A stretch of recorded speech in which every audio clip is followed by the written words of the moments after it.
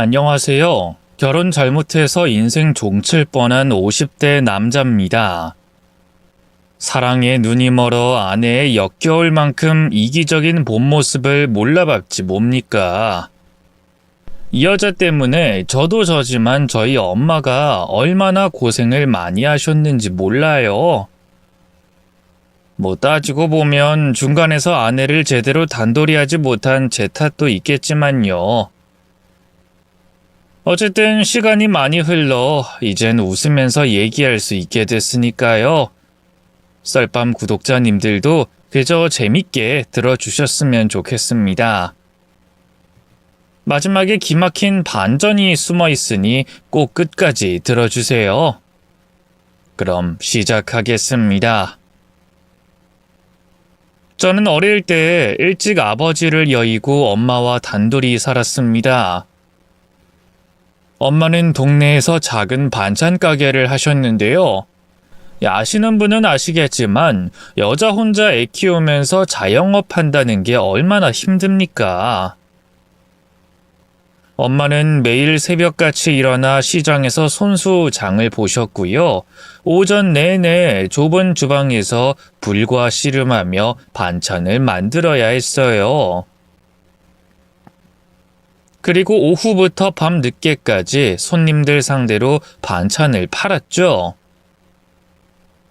여자 혼자 장사한다고 무시하는 진상 손님들도 참 많았는데요. 제게 말은 다 안 하셨지만 정말 많이 힘드셨을 거예요. 아직도 기억나요. 제가 중학교 1학년 때였나? 새벽에 혼자 거실에서 소주를 마시면서 흐느끼던 엄마를 말이죠.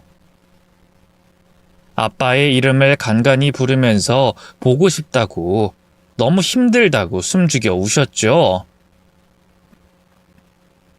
그런 엄마를 보면서 참 화가 났어요.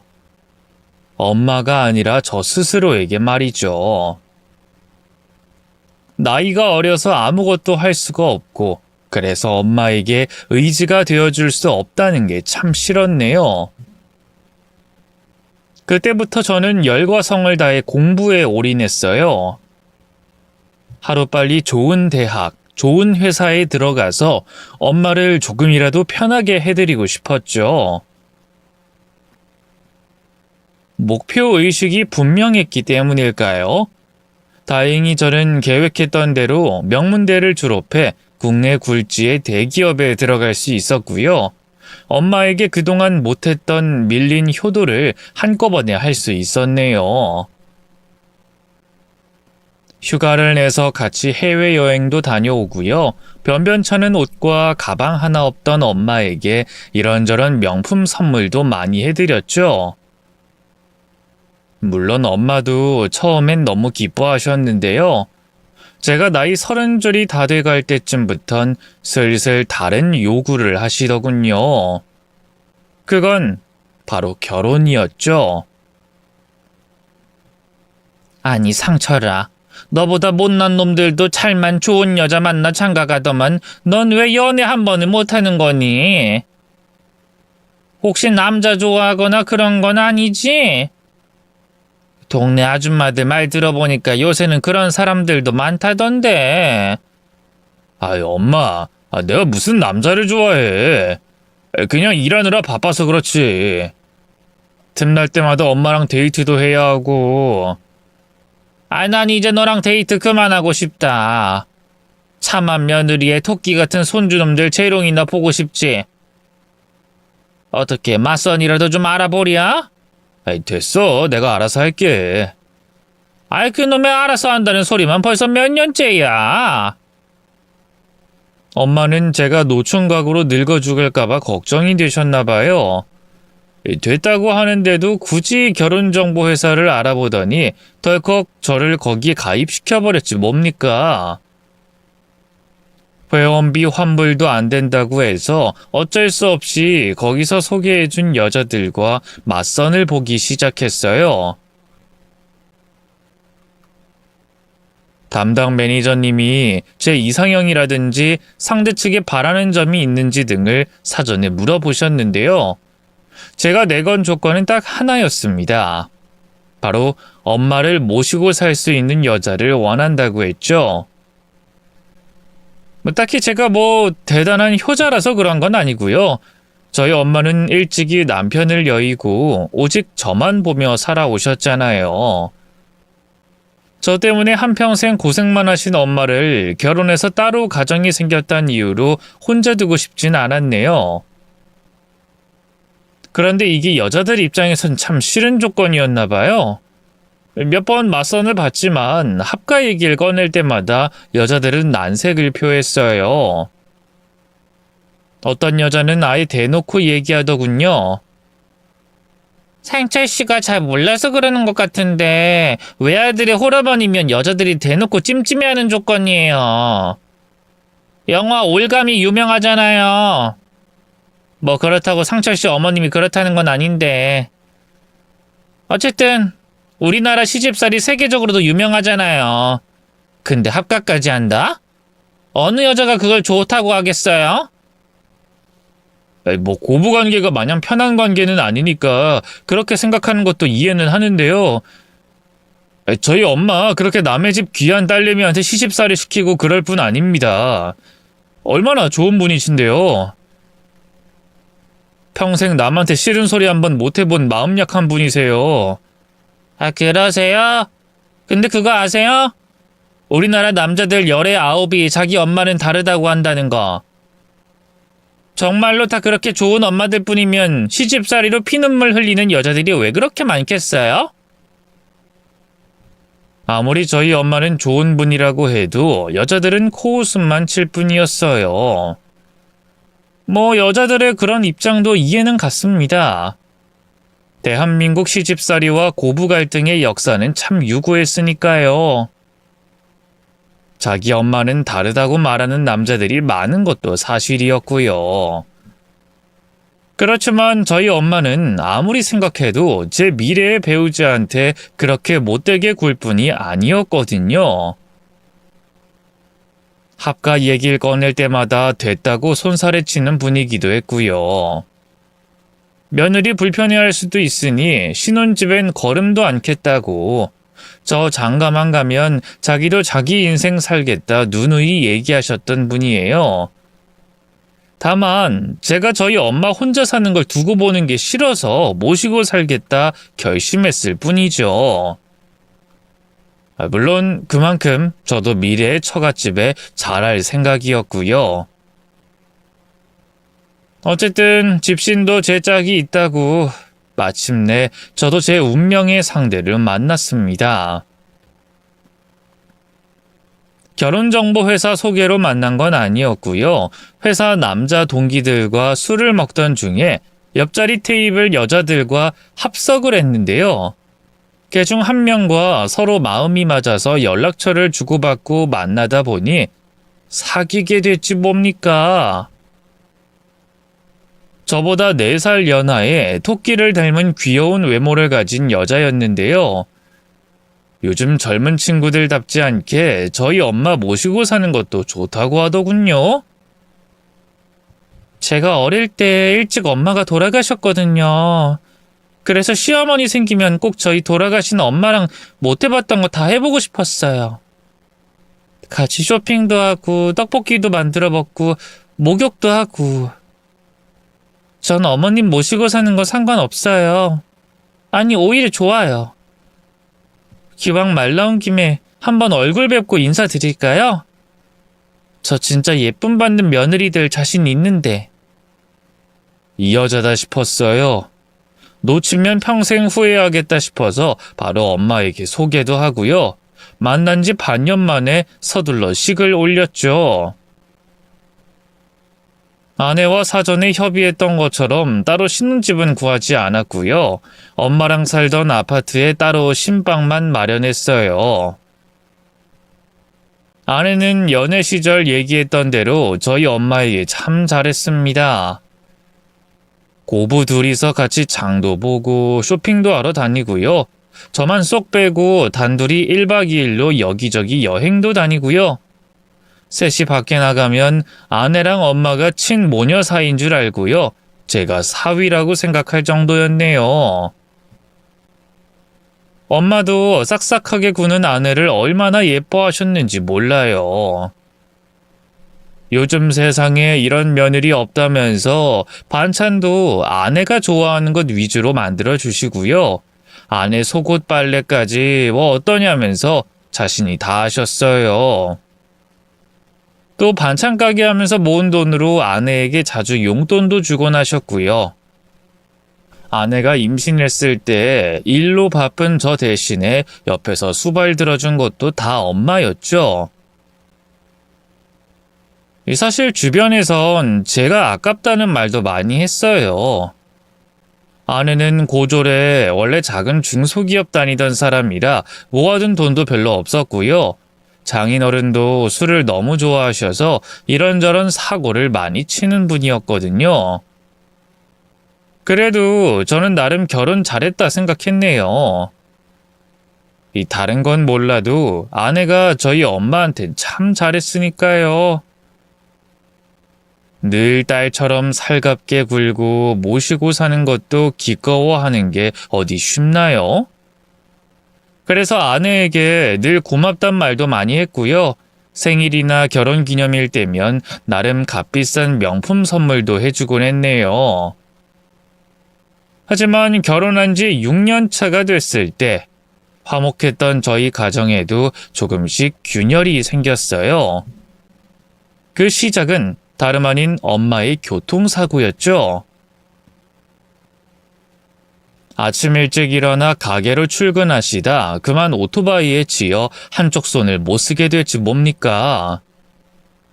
보험금은 물론 운전자에게 위로금까지 따로 받았지만 그게 다 무슨 소용이 있겠어요?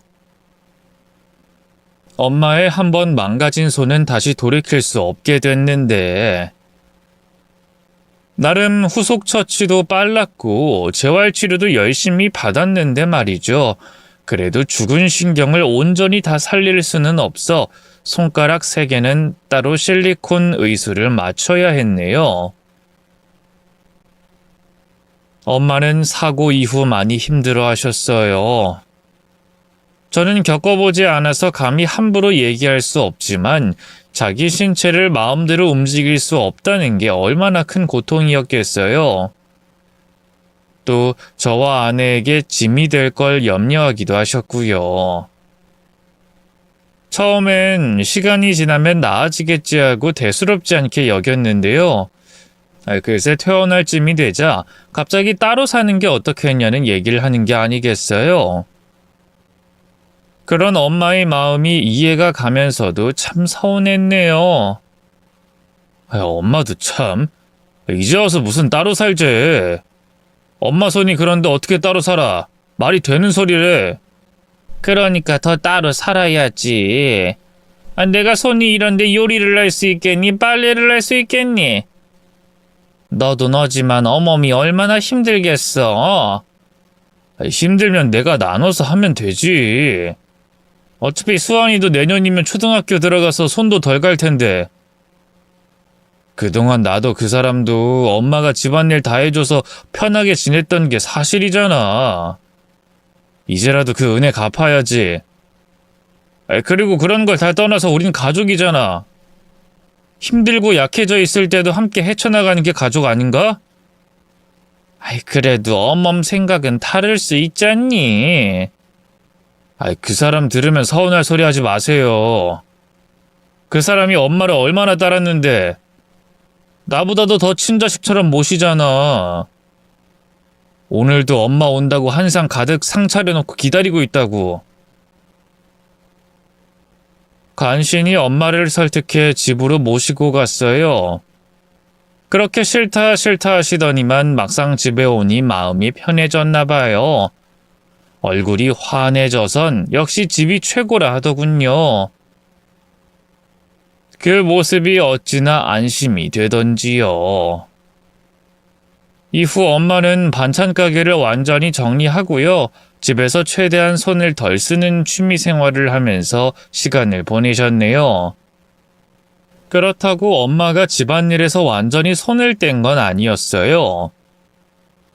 손주 등하원을 돕기도 하고요. 간단한 반찬 만드는 거나 세탁기 돌리는 것 정도는 손수하셨죠. 그래서 저는 영락없이 엄마 상태가 괜찮아졌다고만 생각했는데요. 그렇게 한 석 달쯤 지났을까요? 하루는 아내가 퇴근한 제게 청천벽력 같은 소리를 하더군요. 여보, 오늘 어머님하고 얘기 나눠보니까 아직도 따로 나가 살고 싶은 마음이 있으신 것 같던데. 그 소원 그냥 들어드리는 게 어때? 뭐? 아이, 갑자기 그게 무슨 말이야? 엄마가 따로 나가 살고 싶대? 뭐 은근슬쩍 물어보니까 그런 마음이 아직도 있으신가 봐. 당신도 알지?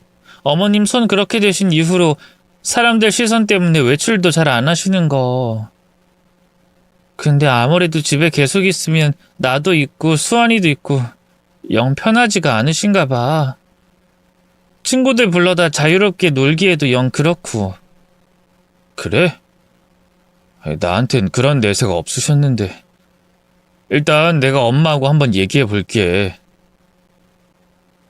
그 주 주말에 바로 엄마와 대화를 나눴어요.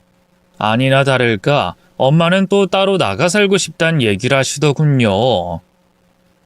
아내 말처럼 손 때문에 외출은 아무래도 꺼려지는데 집에서 편하게 친구들 불러다 시간 보내고 싶다고요.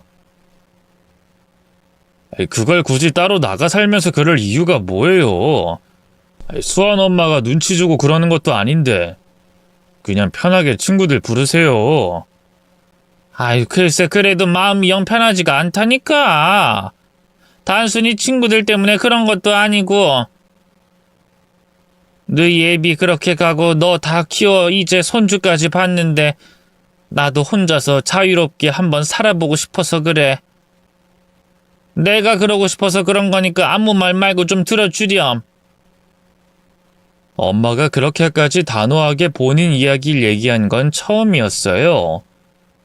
그쯤 되니 저도 더는 엄마의 고집을 꺾을 수가 없더라고요. 엄마는 처음에 자신이 집을 구해 나가겠다고 하셨는데요. 그 아파트에서 엄마가 20년 가까이 사셨거든요. 이 손도 불편하신 양반이 거처까지 달라지면 안 될 것 같아 제가 나가겠다고 했어요. 이 대단지 고급 아파트라 노인네 혼자 살아도 불편할 게 없기도 했고요. 안 그래도 아들 초등학교 문제로 이사를 고민했던지라 아내도 순순히 그러자 했네요. 그렇게 저희 부부는 결혼하고 처음으로 따로 집을 구해 나와 살게 됐어요. 그동안 직장 다니면서 나름 열심히 일하긴 했는데요. 서울 집값이 어지간히 비싸야죠. 게다가 아내가 살고 싶어 하던 동네가 학군이 좋아서 그런지 아파트 하나도 몇 억은 가뿐하게 넘기더군요. 결국 아파트는 무리다 싶어서 작은 빌라 전세를 알아보려고 했는데요. 아내가 그건 다른 애엄마들한테 창피하다고 곧 죽어도 대단지 아파트로 가야 한다고 우기더군요. 당신도 알겠지만 우리 형편에 이 지역 아파트는 무리야. 대출 풀로 받아도 매매는커녕 전세도 힘들다고.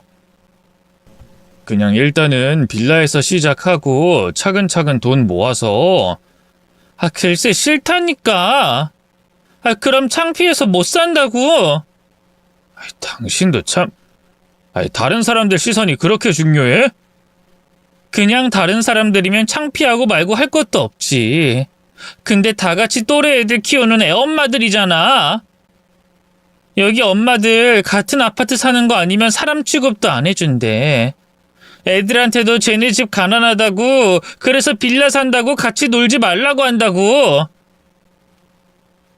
우리 수환이 왕따로 만들 생각이 아니라면 어떻게든 여기 아파트로 들어가야 해. 아내의 고집에 결국 저희 식구는 대단지 아파트 월세로 들어갔어요. 한 달 월세와 관리비로만 수백이 깨졌지만 아들의 미래를 생각하면 어쩔 도리가 없더군요. 제가 월급이 적은 것도 아니니 아들이 대학 들어갈 때까지만 두 눈 딱 감고 버티기로 했죠. 아들이 초등학교에 입학한 뒤로 아내의 교육열엔 더욱더 불이 붙었어요. 아내는 본인이 대학을 못 나왔기 때문일까요? 어떻게든 아들을 명문대, 그것도 의대에 보내고 싶어 했어요. 그래서 초등학교 때부터 여러 학원에, 과외에 아들을 쉼없이 공부시켰죠. 솔직히 혼자 독학해서 명문대에 들어갔던 저로서는 이해하기 힘들었는데요. 아내 말로는 그렇게 혼자 힘으로 좋은 대학 가는 시절은 다 지났다고 하더군요. 요즘 시대가 뭐 당신처럼 편하게 공부만 하면 좋은 대학 갈 수 있는 줄 알아? 내신 대비에 논술에 수능에 어려서부터 체계적으로 준비해야 하고 그러려면 무조건 사교육이랑 엄마들 정보가 뒷받침돼야 한다고. 개천에서 용나는 시절은 다 끝났단 말이 괜히 있겠어? 두고 봐. 난 어떻게든 우리 수환이 의대 보내고 말 거니까. 하지만 아내의 열정을 아들은 영 따라가지 못했어요. 초등학교 때까진 그래도 그럭저럭 엄마 말을 들었는데요. 중학교 들어가 머리가 좀 굵어지고 나니 반항을 하더군요. 자긴 공부가 정말 싫다면서요. 난 의사 되기 싫어. 웹툰 작가 하고 싶단 말이야. 그냥 나 미술학원 보내주면 안 돼, 엄마? 웹툰 작가도 돈 잘 벌어, 진짜야. 얘가 무슨 꿈 같은 소리를 하고 있어. 웹툰 작가도 성공해야 돈을 잘 버는 거지. 안 그러면 손가락만 쪽쪽 빤다고. 그에 반해 의사는 어떤데? 일단 되기만 하면 한 달에 1,000만 원은 그냥 벌 수 있어. 그리고 어디 가서 웹툰 작가라고 하는 것보다 의사라고 하는 게 더 폼나지 않니? 의사라고 하면 사람들 대우부터 확 달라져, 수아나. 아이, 그럼 엄마가 의사 하든가. 난 의사 안 해. 그림 그릴 거야. 아내와 아들의 갈등은 날이 갈수록 심해졌어요. 저도 취미에 안 맞는 공부만 하는 아들이 안쓰러워서 아내에게 적당히 하라고 했는데요. 아내의 욕심과 집착은 생각보다 더 컸어요. 급기야 아들을 기숙학원에 보내 가둬두고 공부만 시키려고 하더군요. 결국 견디지 못한 아들은 가출을 감행했고요. 여기서 자세히 밝힐 순 없지만 질 나쁜 아이들과 어울리다 하마터면 죽을 뻔했네요. 그쯤 되니 결국 아내도 아들을 의대에 보내는 건 포기할 수밖에 없었어요. 네 마음대로 하라면서 아들에게 딱 신경을 끊고요. 그 뒤로는 집에 들어누워 아무것도 안 하더군요.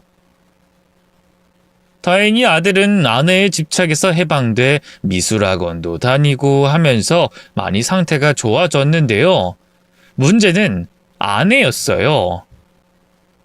그 뒤로 모든 삶의 의지를 잃은 사람처럼 밥도 잘 안 먹고 외출도 꺼리더군요. 이대로는 큰일 나겠다 싶어서 아내를 데리고 병원에 갔어요. 예상했던 대로 우울증이라고 하더군요. 그동안 아드님한테 자기를 투영해서 열심히 앞만 보고 달려오신 거예요. 그러다 갑자기 인생의 가장 큰 목표가 사라져서 우울해지신 거고요. 약도 약이지만 남편분이 옆에서 잘 챙겨주셔야 해요. 부부 둘만의 취미를 만들어 시간을 보내도 좋고요. 의사의 말을 듣고 얼마나 반성했는지 모릅니다. 그동안 일이 바쁘단 핑계로 아들 교육을 너무 아내에게만 맡겨놓은 것 같아서 미안하기도 했고요. 그래서 그 뒤로 회사 일을 좀 줄이고요. 아내와 최대한 많은 시간을 보냈어요. 어차피 아들이야 다 커서 부모랑 다니는 걸 질색하겠다. 계절마다 1박 2일로 부부 여행도 가고요. 아내가 좋아하는 영화나 뮤지컬도 많이 보러 다녔죠. 그런 제 노력 덕분일까요? 아내는 시간이 지날수록 차츰 밝아졌고요. 정신과 약도 더는 먹지 않아도 될 만큼 상태가 호전됐어요. 참 다행이다 싶었는데요. 하루는 아내가 뜻밖의 얘기를 하더군요. 여보, 우리 이사 가면 안 될까? 어? 갑자기 웬 이사? 아, 그냥 나 이제 여기 살기 싫어. 이 집 살면서 좋았던 기억이 하나도 없거든. 어차피 이제 수아이 의대 갈 것도 아닌데 굳이 학군 좋은 동네에서 살아야 할 이유도 없잖아. 다른 친했던 엄마들 마주칠 때마다 괜히 내 얘기하는 것 같아서 스트레스 받기도 하고. 그렇겠네. 내가 미처 생각을 못했다. 그래, 뭐 까짓거 이사 가지 뭐. 어디로 갈지는 내가 한번 알아볼게. 그냥 우리 옛날 집으로 가면 안 돼? 어? 옛날 집? 엄마 사는 그 아파트 말하는 거야? 나 그 동네가 참 좋았거든. 고즈넉하니 사람도 적고 그 아파트도 오래되긴 했지만 관리 잘해서 새 집 같았잖아. 나 그 집으로 다시 들어가고 싶어. 그럼 다시 합가를 하자는 말이야? 아니, 그건 내가 불편하고. 이 나이에 내가 또 어머님 모시고 살아야겠어? 그냥 어머님더러 다른 집 알아보라고 하면 안 돼? 어차피 그 집 어머님이 혼자 살기엔 너무 크잖아. 아내의 말에 솔직히 좀 당혹스러웠던 것 같아요. 우울증을 겪은 이후로 아내가 좀 아이 같아지긴 했는데 설마 하니 대놓고 그런 말도 안 되는 떼를 쓸 줄은 몰랐거든요. 아니, 그건 좀 그렇지. 어쨌든 그 집은 우리 엄마 집인데 내가 일단 그 근처 다른 집으로 한번 알아볼게. 응? 왜? 어머님한테 일단 얘기는 한번 해봐. 어차피 어머님도 그 집 나중에 우리한테 물려주려고 했잖아. 일단 알겠어. 내가 한번 알아볼 테니까 당신은 가만히 있어. 일단 아내에겐 대충 알겠다고 얘기하고요. 따로 엄마가 살던 아파트 주변으로 해서 집을 알아보기 시작했어요. 근데 가장으로서 부끄러운 얘기지만 그동안 집 월세며 애 교육비로 돈도 별로 못 모으고요. 아내 치료비다 보다 돈도 꽤나 써서요. 제가 가진 돈으로는 그 동네 아파트를 매매하는 게 영 힘들겠더라고요. 그래서 그냥 전세로라도 들어가야겠다 결심했는데요. 웬걸 집을 알아보고 있는데 어떻게 알았는지 엄마한테 먼저 연락이 오더라고요. 자신이 이사 갈 테니 집으로 들어오라면서 말이죠. 알고 보니 아내가 저 모르게 엄마한테 연락해선 제게 했던 말을 똑같이 했죠 뭡니까. 솔직히 아내에게 화가 많이 났습니다. 대놓고 엄마한테 같이 살기 싫으니 집만 내놓고 나가라는 셈이니까요. 하지만 엄마는 아내가 아파서 그런 걸 어떡하냐고 이해하자고 하더군요. 자기는 정말 괜찮다면서요. 그런 엄마에게 어찌나 미안하고 고맙던지 엄마의 눈물 나는 배려는 거기서 끝이 아니었습니다. 엄마는 저희 부부가 경제적으로 힘든 걸 알고 아예 집을 물려주셨어요. 명의를 돌려주시고 자신은 작은 빌라 하나를 월세로 얻어 나가 살았죠. 장애인 복지로 나오는 돈이 좀 있어 괜찮다면서 말이에요. 참 남들이 알면 불효자식이라며 손가락질해도 할 말이 없었네요. 하지만 당시 전 아내의 우울증이 재발할까 두려운 마음이 더 컸어요.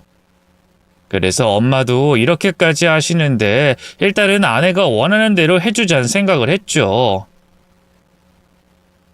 그래서 일단 원래 살던 집으로 다시 들어갔고요. 아내가 원하던 대로 인테리어며 가구도 싹 다 새로 해줬습니다. 그러자 아내는 정말로 기뻐했어요. 이제야 좀 살 것 같다면서 예전처럼 혼자 외출도 하고요. 조금씩 집안 살림에도 다시 손을 대기 시작하더군요. 하지만 아내가 회복됐다는 기쁨도 아주 잠깐이었어요. 또다시 저희 가족에게 커다란 불행이 찾아오고야 말았으니 그건 바로 엄마의 위암 발병이었어요. 근래 들어 소화가 안 된다는 말을 자주 하시긴 했는데요. 이 설마 하니 암일 줄은 꿈에도 몰랐네요. 그나마 다행이라면 너무 늦게 발견한 건 아니라서요. 수술하고 항암 치료만 잘 받으면 충분히 살 수 있을 거라고 하더군요. 문제는 치료비였어요. 엄마가 젊을 적에 먹고 사는 게 바빠 이렇다 할 보험 들어둔 게 하나도 없었거든요. 그래서 수술비도 항암 치료비도 전부 생으로 내야 했는데요. 그 비용만 수천만 원에 달했네요. 차마 엄마한테 수술비가 없다는 말은 할 수가 없었어요. 엄마도 전 재산이었던 집을 저희에게 물려준 뒤로 근근히 살아가고 있는 처지였으니까요. 결국 고민 끝에 은행에 가서 대출을 알아봤는데요. 이미 집과 옛날에 아들 교육비 문제로 대출을 한도까지 받은 상황이라서요. 더는 신용대출이 힘들다 하더군요. 상황을 설명하고 어떻게 안 되겠냐며 사정하니 은행원이 집 담보대출 상품을 안내해 주더라고요. 집값이 그 사이 많이 올라서 20억 원 정도 했는데요. 그걸 담보로 대출을 받으면 그래도 엄마 치료비 정도는 마련할 수 있겠더라고요. 그 자리에서 바로 집 담보로 대출을 받고요. 집에 돌아와 아내에게도 설명했네요. 저는 당연히 아내도 잘했다고 할 줄 알았어요. 하지만 아내의 반응은 제가 생각한 것과 많이 달랐어요. 뭐? 그래서 이 집 담보로 대출을 받았단 말이야? 전에 대출 받은 것도 아직 다 못 갚았는데 여기서 또 빚을 늘리면 어떡해? 당신 제정신이야? 아이, 그럼 어떡해? 당장 엄마 수술은 해야 할 거 아니야. 병원에서 이대로 수술 미루면 암세포 더 커질 수 있다고 당장 수술 들어가야 한다고 했어. 엄마 수술 담당하는 의사 인기도 많아서 예약 잡기도 힘들단 말이야. 아무리 그래도 나한테 상의는 미리 했어야지. 당신 말이 좋아 대기업 회사원이지 몇 년째 연봉 동결이잖아. 일하는 시간도 많이 줄여서 월급도 반토막 났고. 근데 그 많은 빚을 다 어떻게 갚아? 사람이 자기 능력이 되는 만큼만 빚을 내는 게 상식 아니야? 아내가 능력 운운하면서 저를 깎아내리니까 저도 울컥하더라고요. 어쨌든 저도 남잔데 자존심이 있지 않습니까? 그래서 정말 간만에 아내에게 목소리를 높여서 대꾸했던 것 같아요. 그게 내 탓이야? 당신 아프니까 집안 살림도 거진 내가 하고 같이 있는 시간도 늘리려고 하다 보니까 그런 거잖아. 그럼 뭐 내 탓이라는 거야? 내가 정신적으로 많이 아팠잖아. 남편으로서 그렇게 하는 건 당연한 거 아니냐고. 그걸로 생색을 내려는 게 아니라 당신이 월급 적은 걸로 뭐라고 하니까 그렇지. 어쨌든 내가 따로 알바를 해서라도 빚은 다 갚을 테니까 당신은 아무 걱정하지 마. 이게 뭐 사채도 아니고 1금융권에서 집 담보로 잡고 대출받은 것 뿐이야. 만약 못 갚는다고 해도 집이 있으니까 괜찮다고. 크게 문제될 거 없어. 어떻게든 아내를 설득해보려고 했지만 별 소용은 없었어요. 제 말에 아내는 오히려 더 흥분해선 길길이 날뛰더군요. 그러니까 왜 집 담보로 대출을 받냐고?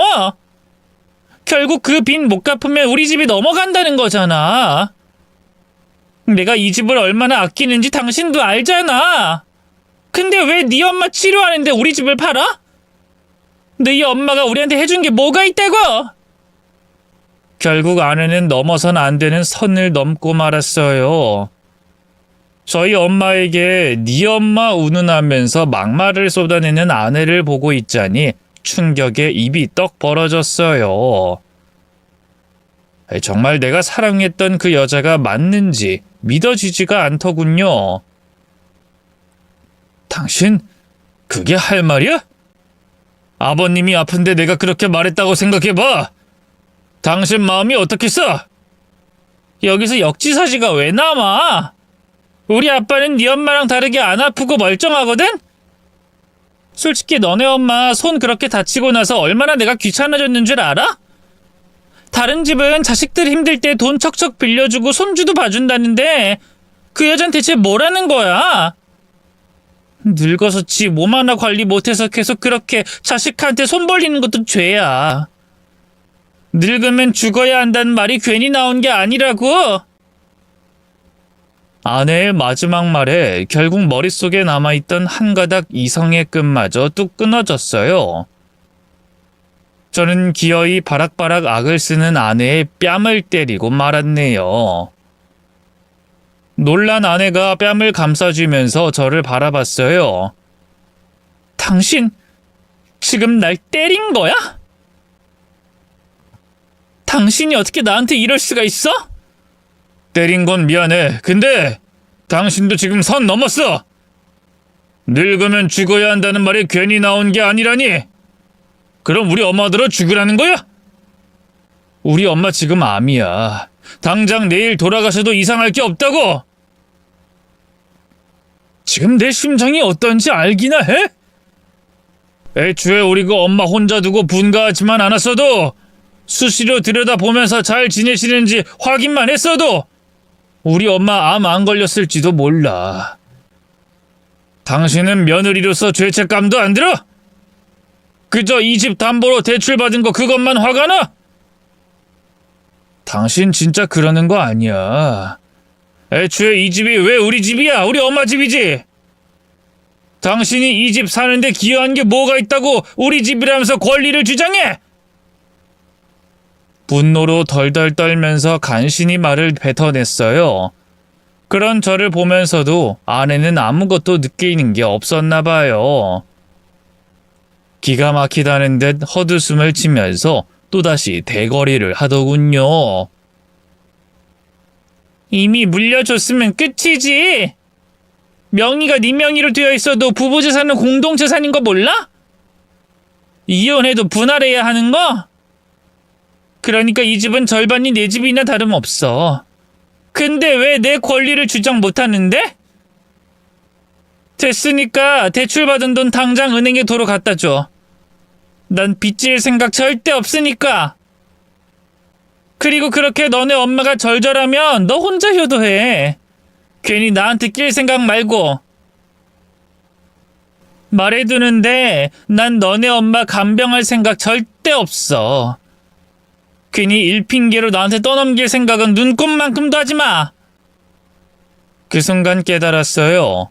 아내와는 더 이상 인간 대 인간으로서 가치 있는 대화를 나눌 수 없다는 걸 말이죠. 됐다. 내가 짐승이랑 무슨 말을 하겠냐? 뭐?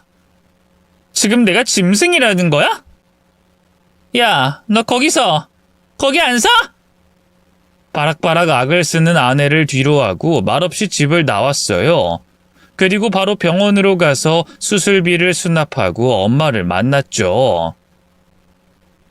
홀로 병상에 누워있던 엄마는 저를 보자마자 환하게 웃으면서 손을 꼭 잡아주시더군요.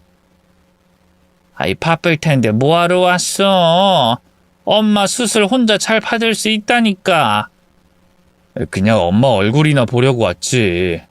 따로 살면서부턴 통 못 찾아뵀잖아. 미안해 엄마. 아이고 우리 아들 철들었네. 아무것도 모르는 엄마가 웃으며 제 어깨를 두드려줬어요. 힘든 상황에서 엄마를 봤기 때문일까요? 갑자기 주체할 수 없는 울음이 터져 나오더군요. 참으려고 해도 한 번 터진 울음은 좀처럼 멈추지 않았어요. 결국 저도 모르게 엄마 품에 안겨 아이처럼 엉엉 울고 말았죠. 놀란 엄마는 무슨 일이냐면서 저를 달래다 문득 아내 얘기를 꺼내더군요. 왜 그래 상철아? 너 혹시 어머하고 무슨 일 있었니? 그렇게 묻는 엄마의 표정은 너무 불안해 보였어요. 직감적으로 엄마가 뭔가 알고 있구나 하는 생각이 들더군요. 엄마한테 집을 빼앗았을 때처럼 저 모르게 또 연락해서 뭐라고 한 건 아닐까 걱정이 되더라고요. 갑자기 왜 그런 걸 물어? 혹시 수원 엄마가 엄마한테 전화해서 뭐라고 했어? 수술비 때문에? 아니, 그런 건 아닌데. 왜? 어머니 수술비 가지고 뭐라고 했어? 돈 없다고? 아니, 그건 아니고. 근데 왜 갑자기 수원 엄마 얘긴 꺼낸 거야? 제 질문에 엄마는 한참 동안 아무 말도 하지 못했어요. 그러다 갑자기 너무나 충격적인 얘기를 꺼내더군요. 확실한 건 아닌데, 너 권 집사 알지? 엄마 오랜 친구. 알지, 권 집사님. 근데 그분이 왜? 실은 권 집사가 엊그제 엄마한테 전화를 했거든. 그 양반 요즘 취미가 등산이라서 자주 산에 오르는데 거기서 글쎄 어멈을 봤다지 뭐냐? 근데 어멈이 혼자가 아니고 다른 남자랑 같이 있었대. 뭐? 다른 남자? 그래. 둘이 팔짱 끼고 걷는 게 딱 봐도 보통 사이가 아닌 것 같았다고. 혹시나 싶어서 몰래 계속 뒤를 따라다녔는데 글쎄 산을 오르다 말고 둘이 숙박업소로 들어갔다지 뭐냐. 생각지도 못한 일에 말문이 턱 막히더라고요. 물론 아내와 사이가 많이 안 좋아지긴 했지만 설마 아내가 바람이 났을 줄은 정말 꿈에도 상상을 못했거든요. 다른 사람이랑 착각한 건 아니래? 나도 몇 번을 물어봤는데 아니래. 권 집사가 실제로 어멈 만난 적도 있잖니. 어멈이 확실하다고 한번 잘 알아보라고 하더라. 마치 뒤통수를 한 대 얻어맞은 것처럼 정신이 멍했어요.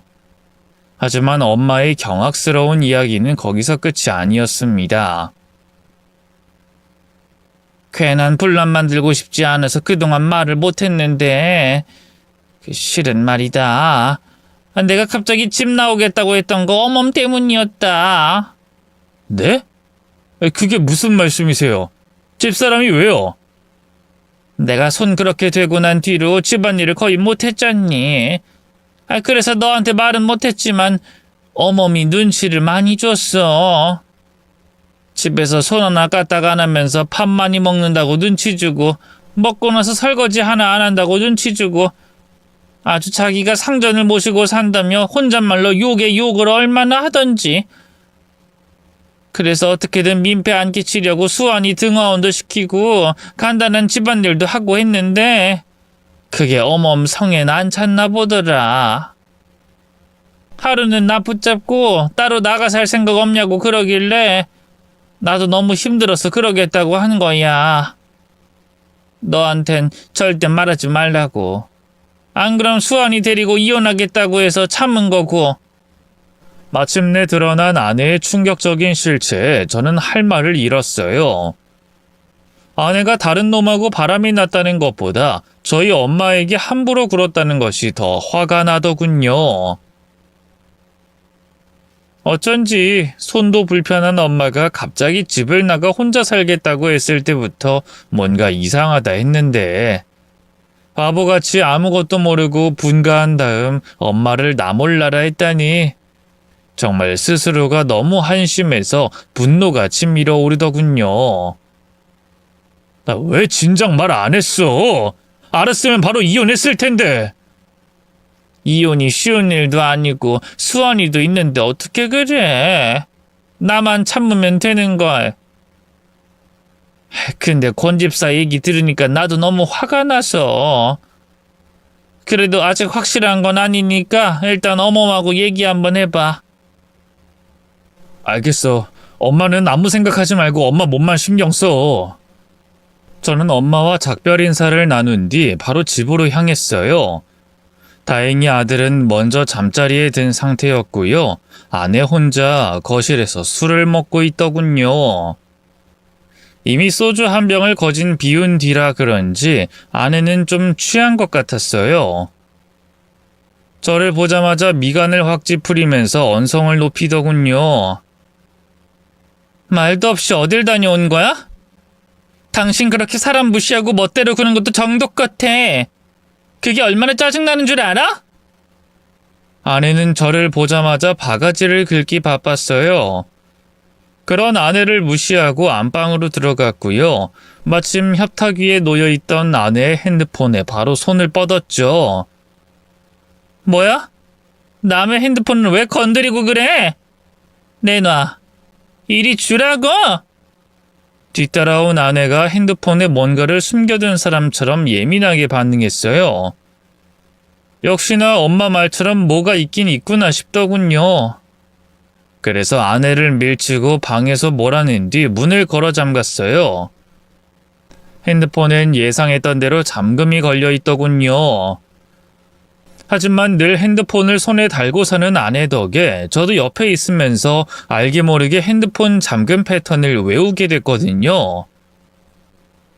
기억나는 대로 손을 움직여 보니 바로 잠금이 풀리더라고요. 마음을 단단히 먹은 후 본격적으로 아내 핸드폰을 뒤지기 시작했어요. 최근 문자 기록부터 통화 내역, 사진첩 등 하나씩 파헤칠수록 충격에 손이 떨렸습니다. 아내는 엄마 말처럼 정말로 다른 남자를 만나고 있었어요. 심지어 기가 막히게도 그 상대는 제 대학 동창이었습니다. 워낙에 친하게 지냈던 친구라 식구들끼리 단체로 캠핑도 가고 여행도 가고 했는데요. 저랑 그 친구 와이프 모르게 둘이서 바람이 났던 겁니다. 둘이 나눈 문자는 차마 여기 옮겨 적을 수도 없을 만큼 외설적이고 더러웠고요. 사진첩에도 숙박업소에서 단둘이 찍은 것 같은 사진이 한가득이었네요. 일단 급한 대로 문자 내역과 사진들을 제 핸드폰으로 옮겼어요. 그리고 방문을 열고 밖으로 나갔죠. 아내는 그때까지도 방문을 미친 듯이 두드리면서 핸드폰 내놓으라며 고래고래 소리를 지르고 있었는데요. 막상 제가 나가니 아무 말도 못하더군요. 저는 그런 아내에게 핸드폰을 던지듯이 건넸습니다. 언제부터야? 뭐가?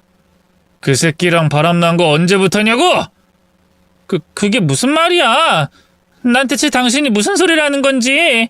핸드폰 다 봤어? 내가 여기로 그 새끼랑 그 새끼 와이프 불러서 사자되면 해야 이실 짓고 할래? 제 고함에 아내의 얼굴이 백지장처럼 새하얗게 질렸어요. 아내는 어찌할 바를 몰라 하면서 눈알만 굴리다 갑자기 제 앞에 털썩 무릎을 꿇더군요. 여보, 내가 잘못했어. 한 번만 봐주라. 응? 당신이 잘못한 걸 알긴 알아? 그래서 언제부턴데? 누가 먼저 꼬신 거야? 당연히 그 사람이지. 난 정말 싫다고 했어. 근데 작년에 다 같이 놀러 갔을 때 그 사람이 술 먹고 강제로... 진짜야. 그 뒤로도 당신한테 같이 잔 거 다 알리겠다고 협박해서 어쩔 수 없이 계속 만났던 거라고. 아내와 그 상간남의 관계는 제 생각보다 더 오래됐더라고요. 작년 봄에 부부 넷이 애들 두고 1박 2일로 캠핑을 간 적이 있는데요. 저랑 그 새끼 와이프는 피곤해서 일찍 자고 둘이서만 늦게까지 술을 먹었거든요. 다음날 아내 상태가 좀 이상하다 싶긴 했는데 설마 제 친구놈이랑 붙어 먹었을 줄은 꿈에도 몰랐네요. 분노로 아무 말도 못하는 저를 보던 아내가 슬며시 다시 입을 열었어요. 당신 내 말 믿어주는 거지? 알잖아, 나 정말 당신뿐인 거. 그래서 당신은 그냥 억지로 당했다 이거야? 당연하지. 내가 당신 두고 당신보다 못한 그 자식한테 마음을 줄 이유가 없잖아. 그래? 그럼 내가 이렇게 가만히 있으면 안 되겠네. 당장 그 새끼 찾아가서 반 죽여놓고 경찰에도 신고해야겠어. 저는 그대로 아내를 뒤로 하고 현관 쪽으로 나가려고 했어요.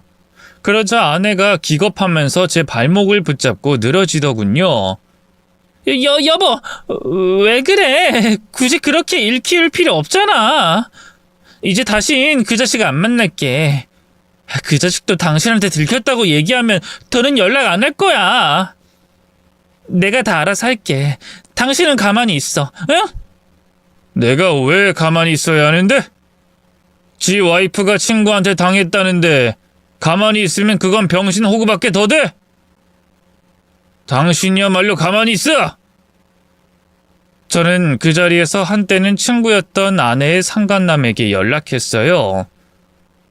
전부 다 알았다고 회사에 다 알리기 전에 당장 튀어오라고 하자 그 자식은 1시간도 안 돼 저희 집 현관문을 두드리더군요. 문을 열자마자 바로 주먹부터 날렸습니다.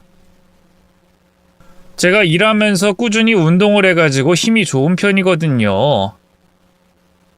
반면 상간남은 비리비리한 멸치 같은 놈이었고 말입니다.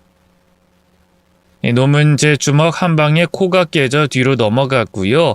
겁에 질린 얼굴로 절 보며 설설 기더군요.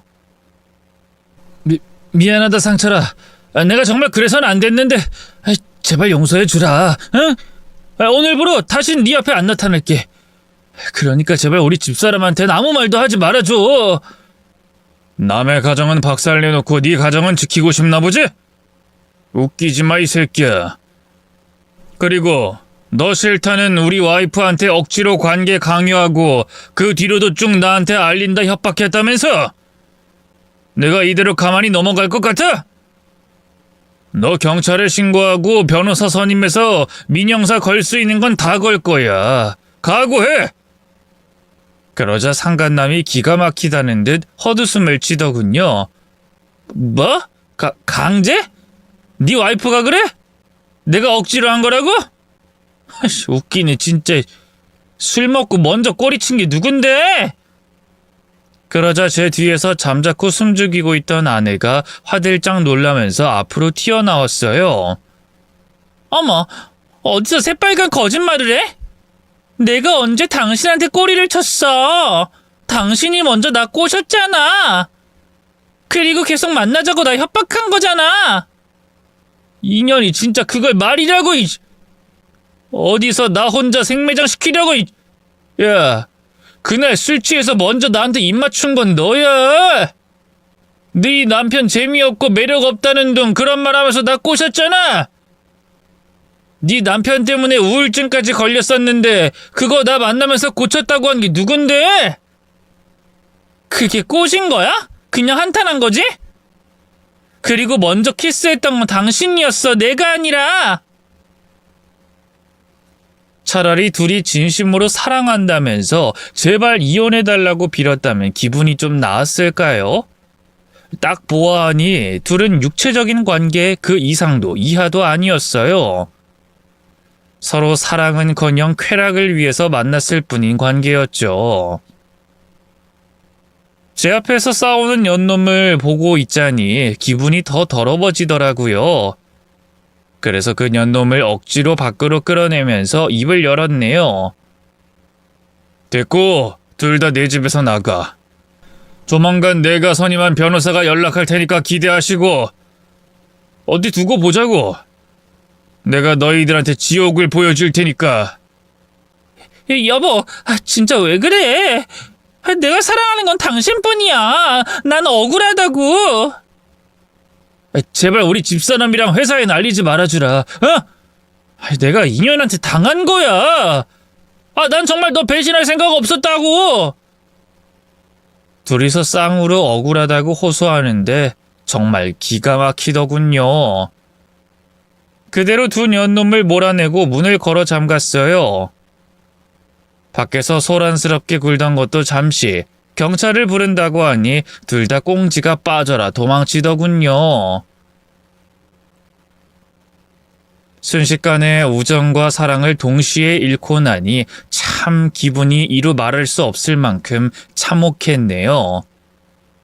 하지만 이대로 가만히 아파하고 있을 시간이 없었어요. 남은 제 가족들을 지켜야 했으니까요. 일단 저는 바로 엄마에게 전화했어요. 그리고 엄마 친구분 말씀이 다 맞았다고 아내와 이혼하겠다고 했죠. 엄마 수술이 끝난 다음 얘기할까 고민도 했는데요. 어차피 엄마도 그 친구분에게 들은 얘기가 있는데 감춘다고 감출 수 있을 것 같지 않더라고요. 이혼하겠다는 제 얘기를 듣고도 엄마는 한참을 아무 말이 없었어요. 그러다 이내 그렇게 하라고 입을 여시더니 갑자기 미안하다고 엉엉 우시더라고요. 그런 엄마를 보면서 제 가슴도 무너져 내렸네요. 아이, 엄마가 뭐가 미안해. 내가 잘못했지. 여자 보는 눈도 없어서 어디서 그런 쓰레기 같은 여자를 데려와선 그동안 괜히 엄마만 고생시키고 내가 정말 엄마를 볼 면목이 없다. 됐다. 내가 진작에 얘기를 했어야 하는데 네가 어멈 너무 좋아하는 게 눈에 보이고 또 수환이 생각하니까 마음이 약해져서 바보같이 가만히 있었다. 나만 참으면 되겠거니 하고. 근데 어멈이 다른 놈이랑 바람이 났을지도 모른다는 걸 알고 나니까 정신이 번쩍 들더구나. 나한테 못하는 애가 너한테라도 잘할 리 없는데. 말씀 잘하셨어요. 그 친구분한테도 나중에 제가 따로 찾아뵙겠다고 전해주세요. 은인이나 다름없는데 뭐라도 성의 표시를 해야죠. 그래, 넌 걱정하지 말고 일단은 이혼에만 집중하거라. 엄마야말로 일단 수술이랑 항암 치료만 생각해요.